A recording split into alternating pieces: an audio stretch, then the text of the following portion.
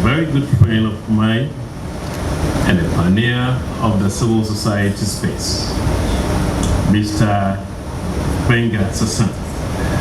It's close to a decade now since I met this gentleman on the stage. I was impressed as an African by his brilliance and passion to promote digital rights all over the world.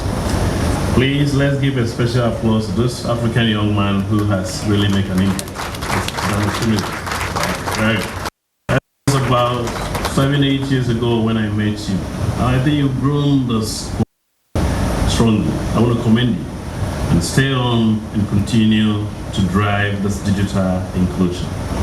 But also being a Nigerian senior manager of ACTI, a number of civil society activists, digital rights advocates gathered here. Most of you have supported Ghana's cybersecurity digital inclusion development by the advocacy, by the input you've made into our work. Members of the board of Paradigm Initiative, representatives who have gathered here.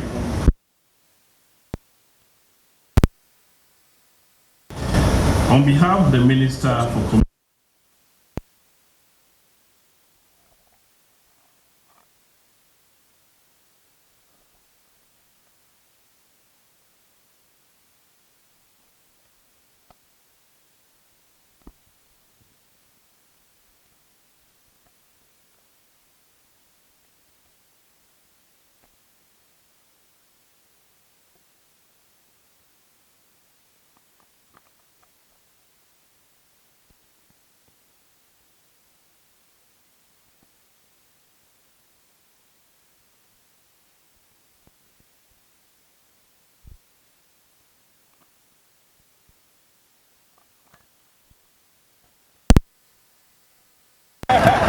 so that when you go by the top of the Jollof, I will be very well, and my team members are here to recommend other Jollof joints so that you can have different samples to better appreciate why Ghana Jollof reads.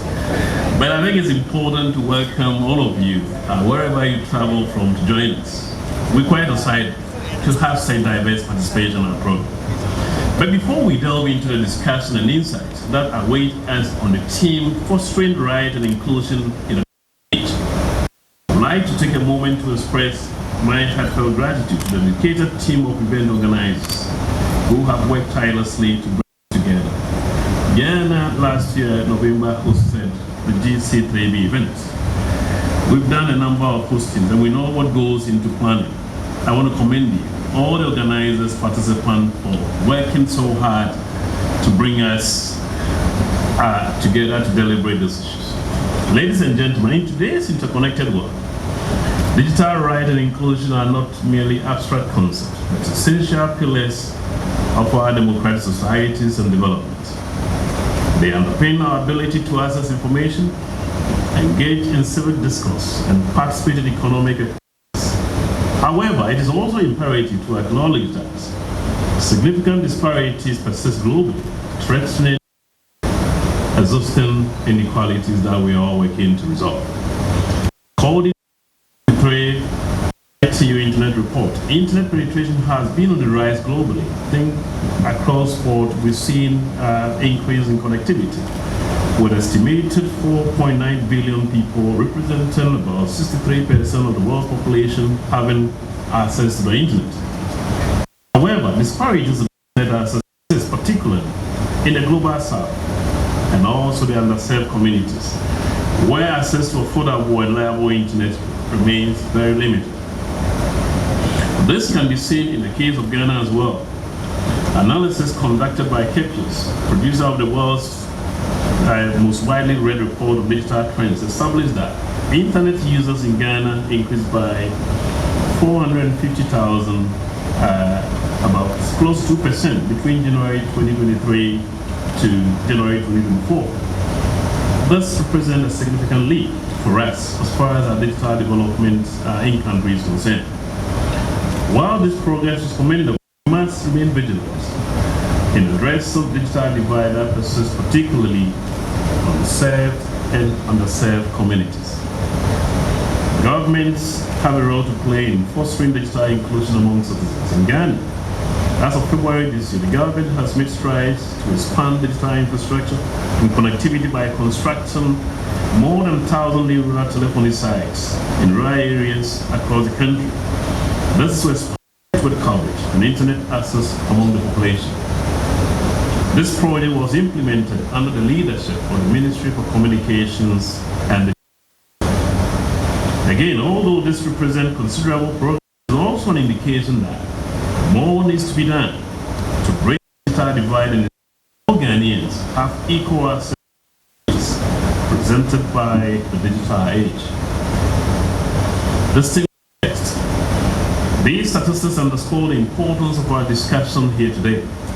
As we strive to build a more inclusive digital society, it is essential that we address the barriers that hinder access to the internet and ensure they are adequately removed to uphold digital rights of our citizens. In an emerging digitally economy, ladies and gentlemen, digital rights has now firmly become a human right, and we ought to appreciate that and work to enforce that. The key pillar of our digital inclusion is guaranteeing that internet access is affordable and accessible to all segments of society. In Ghana, initiatives such as the National Broadband Infrastructure Project, the Girls in ICT program, the Free Wi-Fi for Senior High Schools program have helped to expand access to the internet in underserved communities and break the digital divide. However, ladies and gentlemen, it is crucial to understand that digital inclusion is not just about the access to the internet, but also about ensuring that all individuals have skills and knowledge to fully participate in the digital economy. Western digital literacy and education initiatives to empower citizens with skills they need to navigate the digital landscape and take advantage of the presented by the internet. And today, access to digital services such as platforms and online education has expanded, with the majority of the population utilizing such services. The disparities in access remain disproportionate. That's regionalized and further worsening the social divide. The government has a revolutionary attention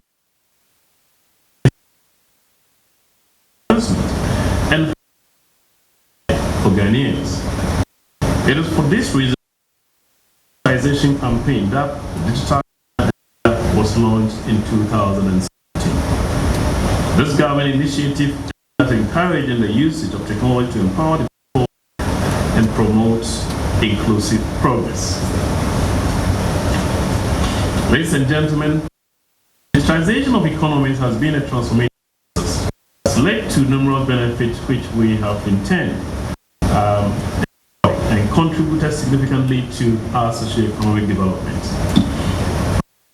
As technology advances, so do threats persists, making it a priority for state and non-state actors to build the relevant skills, knowledge, infrastructure needed to safeguard our digital assets.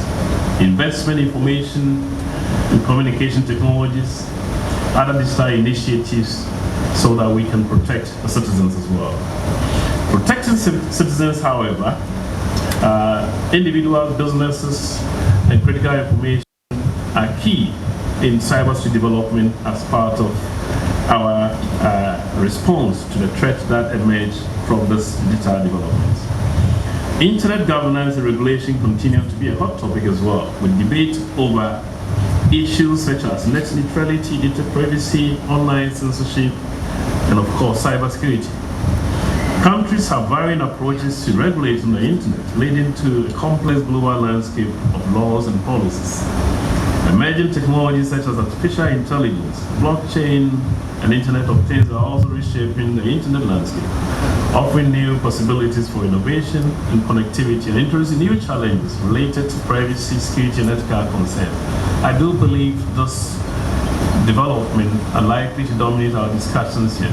The new and emerging technologies and how they influence what we've been promoting. In this regard, multi-stakeholder approach is recommended to facilitate inclusivity and to ensure that internet development serves mankind irrespective of economic status, social status, geographical location, gender, and most importantly, also serve the interests of the vulnerable. This discrimination guest must be a collective concern, making this event an important one. Through Drift 24 program, experts of the industry can share ideas and build capacity towards achieving the United Nations Sustainable Development Goals, the African Union Agenda 2063, and the Declaration for the Future of the Internet. Your participation here today is a testament to our collective commitment to forging the best pathway towards the future, underpinned by effective, sustainable, and inclusive global cooperation for safeguarding our digital world and rights we hold in it. As we look to the future, it's imperative that we confront challenges head-on and chart a course towards a more inclusive digital society. In conclusion, ladies and gentlemen, let us reaffirm our commitment to fostering digital rights and inclusion by striving to build a digital future where the rights of all individuals are respected, where diversity is celebrated, and where everyone can participate fully in the digital economy and the society. I salute the civil society voice, the global this chat. I thank you once again for coming together, and I wish you fruitful